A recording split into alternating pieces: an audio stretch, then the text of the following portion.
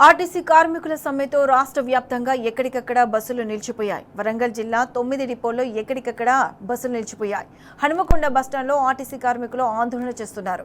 40,000 మంది ఆర్టీసీ కార్మికుల గుండెల్లో సీఎం రేవంత్ గుణపాలు దింపారని కార్మికులు మండిపడ్డారు. ప్రభుత్వం ఎన్ని ఆంక్షలు పెట్టినా సమ్మె విరమించబోమని కార్మికులు తేల్చి చెప్పారు. మరింత సమాచారం మా ప్రతినిధి రవికాంత్ అందిస్తారు. బస్కా పయ్య నైచిలేగా అంటూ ఆర్టీసీ కార్మికులు తమ గళాన్ని వినిపిస్తూ ఉన్నారు. రెండవ రోజు ఆర్టీసీ సమ్మె కొనసాగుతున్నటువంటి సందర్భం కనిపిస్తూ ఉంది. ప్రభుత్వం చర్చలకు రావడం లేదు, బుజ్జగింపులు చేసేటువంటి ప్రయత్నం చేస్తూ ఉన్నారు. ఐఏఎస్ల కమిటీ వేసాం, 4 వారాల్లో వాళ్ళు నివేదిక ఇచ్చిన తర్వాత మీకు అనుకూలంగా నిర్ణయం తీసుకుంటామన్నటువంటి ఒక మాట దాటవేసేటువంటి కొన్ని మాటలు చెప్తా ఉన్నటువంటి పరిస్థితి మనకైతే స్పష్టంగా కనిపిస్తూ ఉంది. ఆర్టీసీ కార్మికులు అయితే తమ నిరసన గళాన్ని అయితే వినిపిస్తున్నటువంటి తీరు మనకు కనిపిస్తూ ఉంది. హన్మకొండ బస్ స్టాండ్ పరిధికి సంబంధించి వరంగల్ 1, 2 డిపోలకు సంబంధించినటువంటి కార్మికులు తమ ఆందోళన నిర్వహిస్తున్నటువంటి సందర్భం మనకు కనిపిస్తూ ఉంది. యాజమాన్యానికి, ఆర్టీసీ యాజమాన్యం రాష్ట్ర ప్రభుత్వానికి వ్యతిరేకంగా నినాదాలు చేస్తున్నటువంటి సందర్భం కూడా మనకు స్పష్టంగా కనిపిస్తూ ఉంది.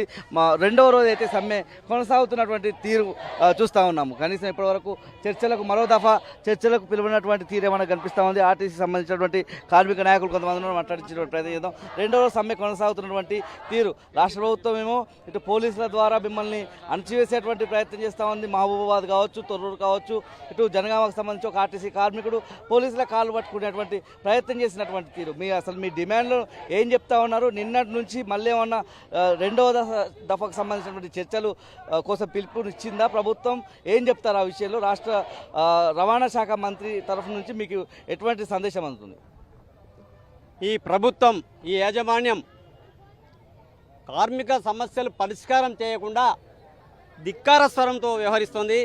నిన్న మొన్న జరిగిన సంఘటనలు తెలియజేస్తుంది. ఏంటంటే, అయ్యా పొన్నం ప్రభాకర్ గారు, మీరు చెప్తున్న మాటలన్నీ పరస్పర విరుద్ధంగా ఉన్నాయి. ఏంటంటే, గతంలో ఉద్యమ నాయకునిగా మీరు అనేక మార్లు వ్యవహరించినన్నారు.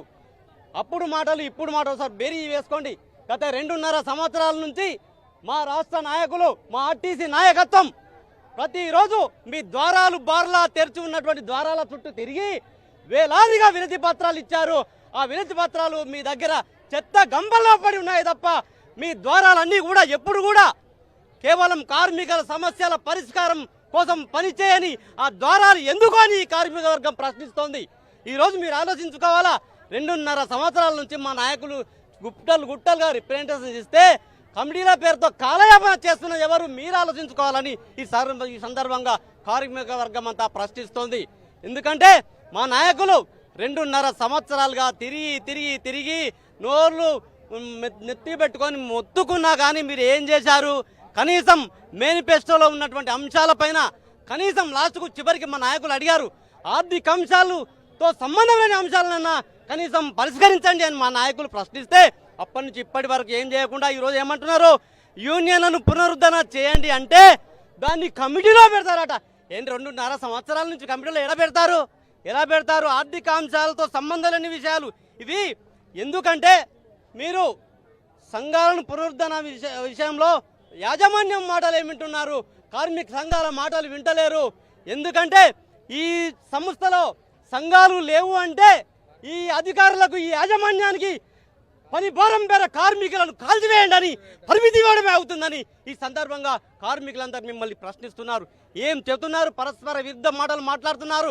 ఆనాడు 2023 అసెంబ్లీ ఎలక్షన్స్ ముందు తెలంగాణ ప్రజల సాక్షిగా ఈ రేవంత్ రెడ్డి గారు ఆ రోజు ఒక మాట అన్నాడు, 40,000 మంది కార్మికులను గుండెల్లో పెట్టుకొని చూసుకుంటానన్నారు. ఆ కార్మికులకు ఈరోజు గుండెల్లో గుణపాలు దిగుతుంటే ఏం చేస్తున్నారని కనీసం ఒక మాట అయినా మీరు మాట్లాడలేకపోతున్నారే. ఈ ప్రజాపాలనా ప్రభుత్వంలో ఈ కార్మికులు ప్రజలు కారా అని నేను ప్రశ్నిస్తున్నాను.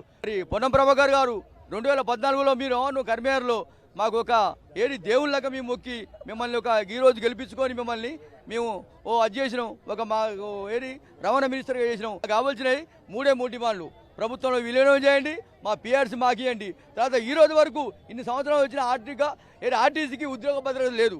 ఉద్యోగ భద్రత కంపల్సరీ ఉద్యోగ భద్రత లభించండి. తర్వాత మాకు ఇచ్చే పిఆర్సీలు మాకు ఇవ్వండి. ఇవి మేము కోరుకునేది ఇవే కాబట్టి మాకు వెంటనే ప్రభుత్వం దిగి వచ్చి మాకు వెంటనే ఇవి మాకు అమలు చేయాలని మేము కోరుకుంటున్నాం. ఈరోజు రేవంత్ రెడ్డి గారు మమ్మల్ని పట్టించుకోకుండా మమ్మల్ని కార్మికులు బాగా ఇబ్బంది పెడుతున్నాడు.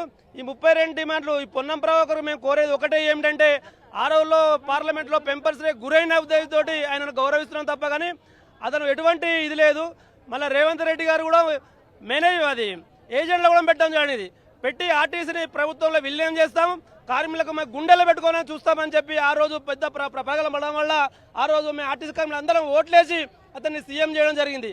అనే తాము సమ్మె విరమింపజేసే విధంగా చర్చలకు పిలిచి తమ హామీలు ఏదైతే మేనిఫెస్టోలో కాంగ్రెస్ పార్టీ ప్రభుత్వంగా ఏర్పడకముందు ఏవైతే హామీలు ఇచ్చిందో ఆ హామీలన్నీ కూడా నెరవేర్చే విధంగా తమతో చర్చలు జరిపి మా డిమాండ్లు అయితే ఏవైతే ఉన్నాయో పూర్తి స్థాయిలో అవన్నీ కూడా నెరవేర్చాలన్నటువంటి డిమాండ్ ఆర్టీసీ కార్మికులు చేస్తున్నటువంటి సందర్భం.